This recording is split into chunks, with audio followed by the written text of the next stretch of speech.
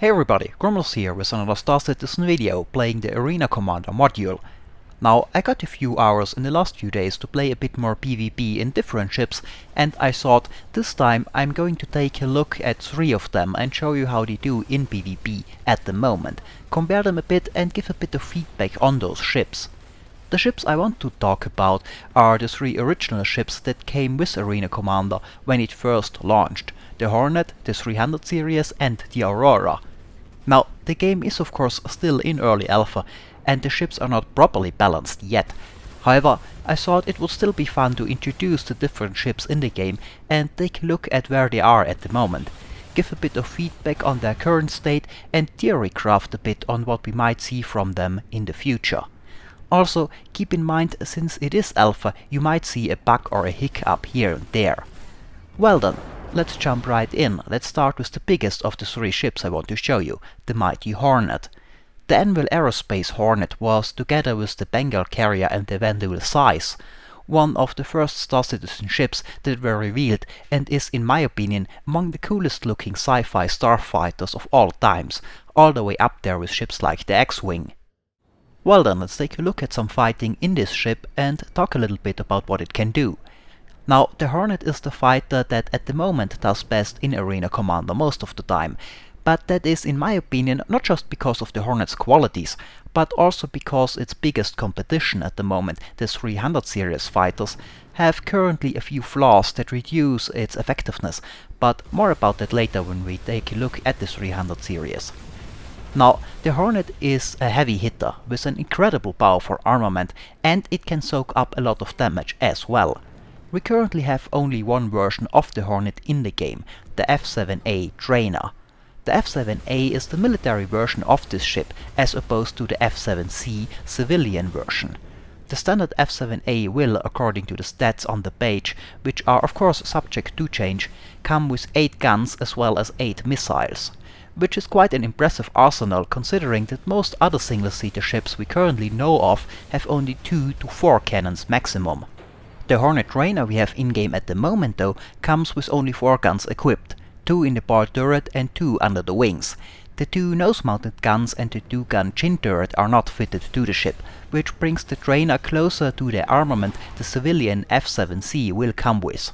However, you can equip the weapons on the other 4 hardpoints if you have the weapons and the turret. So you can bring the Hornet Trainer up to all 8 guns. But the 4 extra weapon hardpoints in the nose and the chin are not properly tied into the ship's power system yet, so those weapons will not reload and you can only fire them for a short amount of time before they run out of power. But at least for a short time you can get a taste of what the maximum firepower of the ship will be like. Now, most people will not have the military F7A but the civilian version, the F7C. The F7C comes, like the Trainer, with only 4 weapons and it does not have the bar turret equipped. Instead it comes with a cargo pod where the turret would be. So it gains some cargo space at the expense of firepower, which makes it a more versatile ship. But this cargo pod can also be removed and replaced with the bar turret, as well as a chin turret can be mounted to the ship, so the civilian version of the ship can also be brought up to almost military standards, also carrying up to 8 guns. The civilian version's maximum power plant though will however be weaker than the military version, so it may have trouble powering all those weapons. What I don't know yet is how hard or easy it will be in the persistent universe of the game to get your hands on the necessary equipment to get a civilian Hornet up to military standards. After all, you need a chin and a bar turret to do it, and I don't know if those will simply be on the market for everybody to buy, or if they will be harder to acquire military equipment which you may get only in certain systems or on the black market. I personally hope for the latter, as it would make it more interesting. Well, so we talked about the Hornet's impressive armament, and it can take a lot of damage too. There have to be downsides as well, and there are of course. First of all, the Hornet is pretty slow compared to its competition. Of all the ships we can currently fly in Arena Commander, only the Aurora starter ship is even slower. And while the Hornet has a decent maneuverability, many of the other fighters in the game are more maneuverable and will be able to outmaneuver the Hornet if piloted correctly. It is also considered to be a short-range fighter, but we will have to wait for later versions of Arena Commander or the Persistent Universe to find out how big a deal this will turn out to be. Well, let's talk a little bit about the different versions of the ship. The two primary models of the Hornet, the F7C and the F7A, are currently designated as fire support ships in the datasheet, and I think that is a fitting description for what I think the ships will be in the Persistent Universe.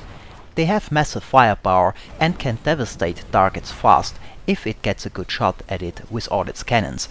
However, it does not have the speed to catch up to most other fighters, neither will it be able to easily get out of a tight spot. And as I've said already, I think a good pilot in a weaker armed but more maneuverable fighter can beat the Hornet 1 vs 1. Now there will be 3 more variants of the Hornet in the game. We can't fly them yet, but I still want to mention them as they all represent an interesting upcoming gameplay aspect we don't have in the game yet. First, there is the F7CM Super Hornet. That is the variant I own, though I can't fly it yet, so I have the F7A trainer as a substitute. The Super Hornet will be similar to the standard F7A, but it is a 2-seater version. A second person will be able to fly with you in the Super Hornet in the back seat. Now, what role the second seat will fulfill will be customizable, but the most obvious role would of course be that of a weapon systems operator. This WSO could operate the radar and sensors, the missiles and the ball turret for example.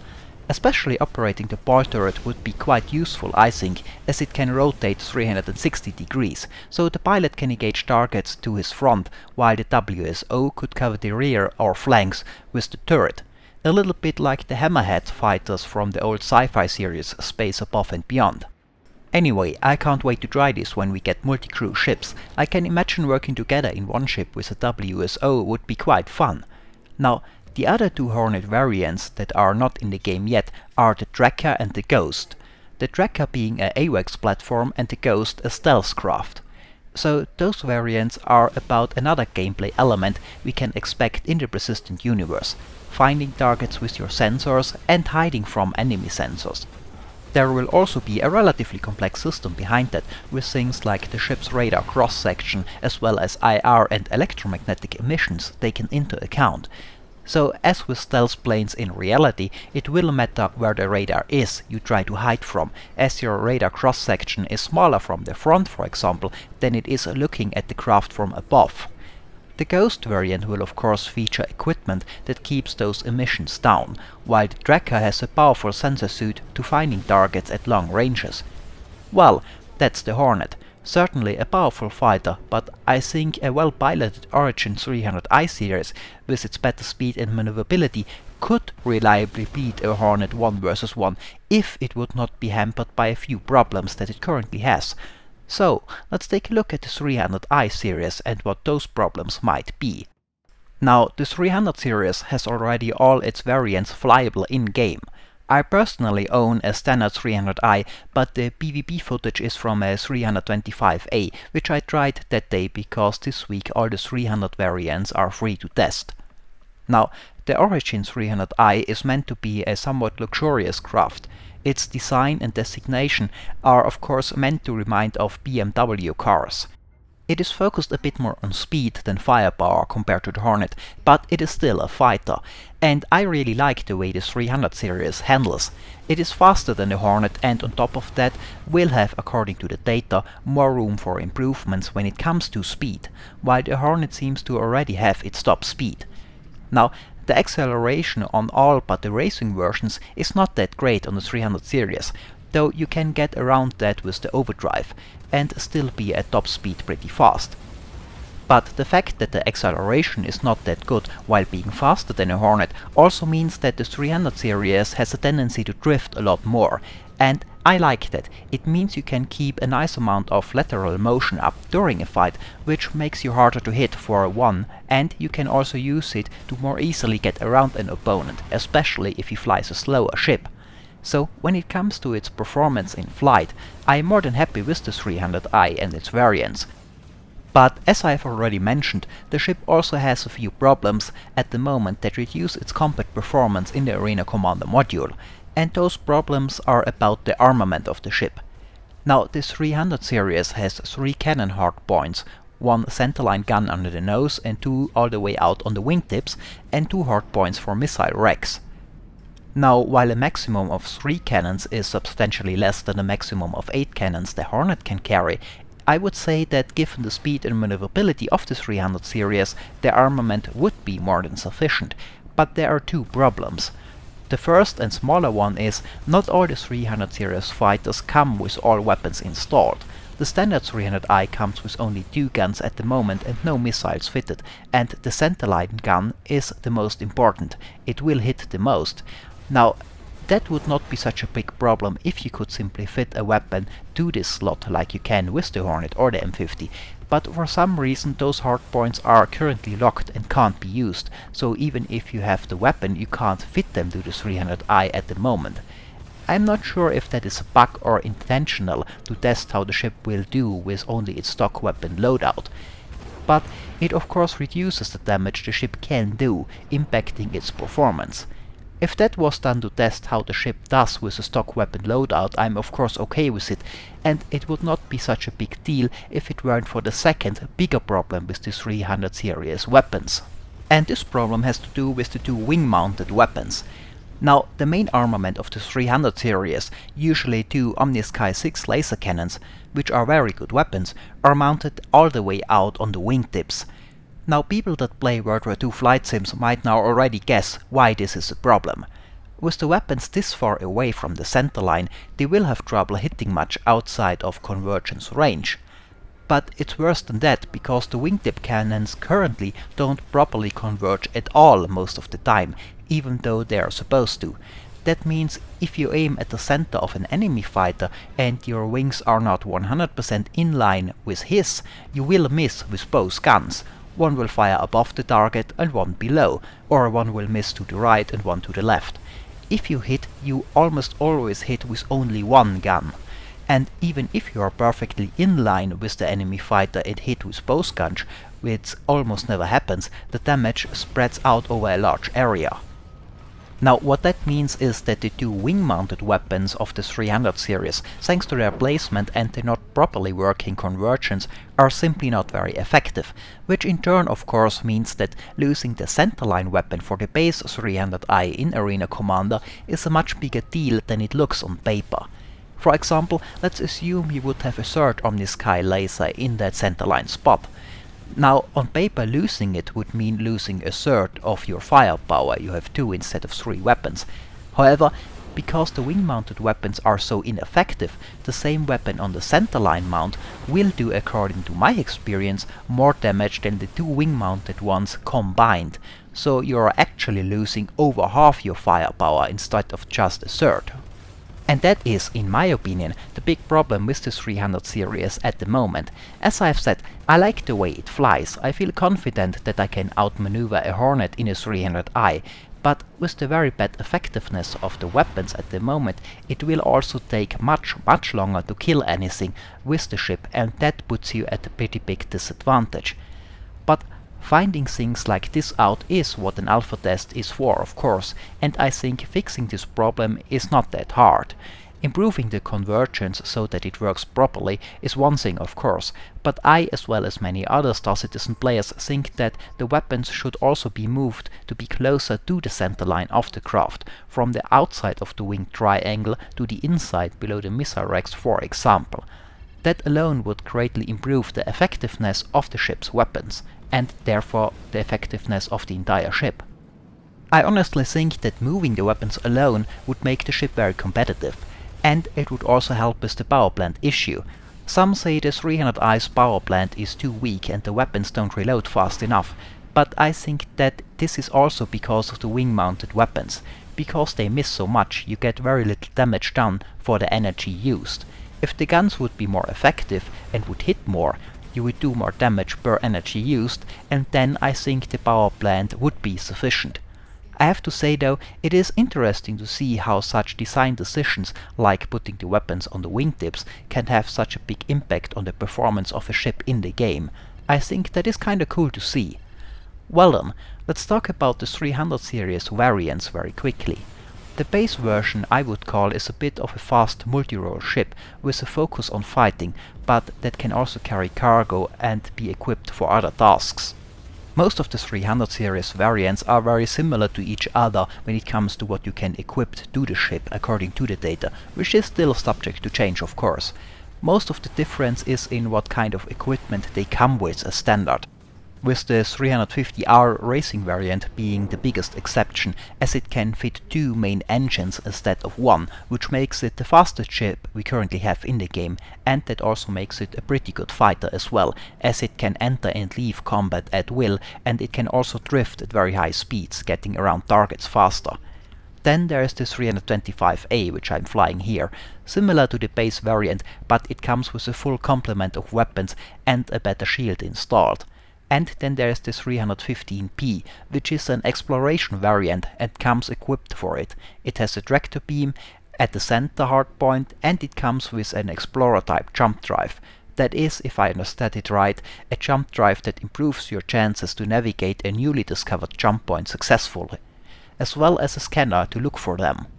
Well then, that's an overview and some feedback on the 300i. Again, I like flying the ship, I like how it handles, just the weapon placement needs some work in my opinion. Well then, let's take a look at the smallest ship in this video, the RSI Aurora. Now, the Aurora is a starter ship, currently the only one, but there will be a few more options for starter ships later on, like the Mustang. So as a starter ship, the Aurora is of course the cheapest ship we will have in the game, much cheaper than a Hornet or a 300i. But on top of that, the Aurora also does not have combat as its primary consideration in its base design. It is not a fighter like many other ships in Arena Commander.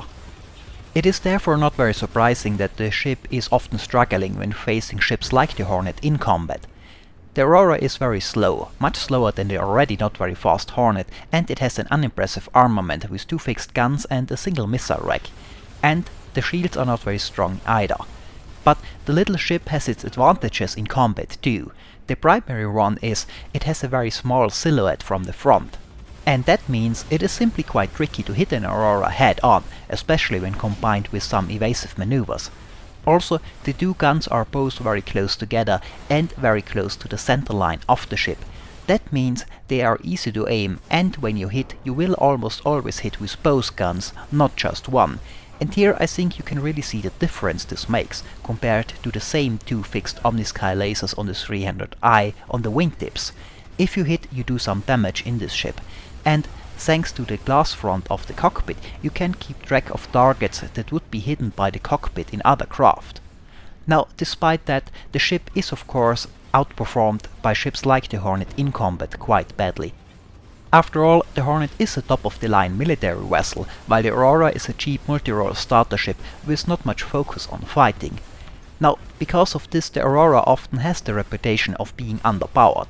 But I don't think it is, at least I don't think it would be in the persistent universe, for 2 reasons. First, according to the data of the ship, I would say it should be pretty decent at what it is meant to do, and that is being a starter ship that provides you different opportunities to start out in the game. I think the ship would be more than sufficient for that, and as a starter ship, I would not expect it to be used in PvP too often in the persistent universe. Now, there's of course one problem with this. We don't have the persistent universe yet, and the Arena Commander module is all about fighting or racing, both things the ship is not that great at. And that of course can be very frustrating for pledgers that own only this ship, but I don't think that this is a problem with the ship itself, more with how the Arena Commander module is set up at the moment. I personally think that during this phase of the test, all the pledgers should have access to at least one of the other 2 original trainer ships, either the Hornet trainer or the 300i trainer for racing, or just another random ship, one that is better suited for the focus of the current Arena Commander module. Partially that is already done. 2 weeks ago the M50 was free for everyone to fly, and this week it's the entire 300 line. I hope that stays this way and there will always be some ship to try for free. Now, there is an argument that if you would do that, there might not be enough data for those smaller ships like the Aurora, because not enough people would fly them.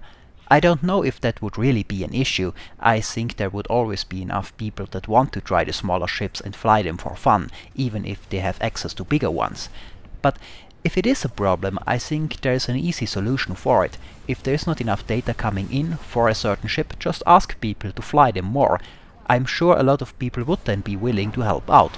And I think having those extra ships available is really helping to improve the experience for players that don't do well in the Aurora with the current focus on fighting and racing in Arena Commander. I'm sure as soon as the Persistent Universe is available, the Aurora will do much better. And there is of course also the Mustang coming up, another starter ship, but one with more focus on combat and speed, which suits the Arena Commander module in its current form a lot better. You can switch out the Aurora for a Mustang when it is available, but that one would be less versatile in the Persistent Universe of course. Well, there's a second reason why I don't think the Aurora is underpowered, and that simply is I don't think it is doing that bad in PvP, even going up against stronger opponents. Of course, a Hornet is a stronger ship, but still I don't think the outcome in a fight between the two is a done deal. A good Aurora pilot can punch above its weight, and he can give a Hornet a run for its money, and even defeat it, and that's about as much as I would expect from a starter ship going up against a high-end fighter. And that is something I was also happy to find out. In the end, flying skills go a long way to even the odds, and there is no match up so far where the outcome is predetermined, no matter who is flying. Also, flying the Aurora is, at least for me, kinda fun. I think winning from an underdog role is just more entertaining, and losing from an underdog role does not matter as much. Since I fly the Aurora a bit more, I am really looking forward to the Aurora LX variant, which is a combat variant of the ship. Still a cheap solution, but with 2 extra maneuvering thrusters for more maneuverability and 2 extra fixed weapon hardpoints. Imagine a more agile Aurora with 4 Omni-Sky lasers, which are all very tightly grouped. That sounds like fun. Well, that was a quick look at the Aurora, and this is it for this video. As always, I hope it was entertaining, thanks for watching, and maybe I'll see you next time.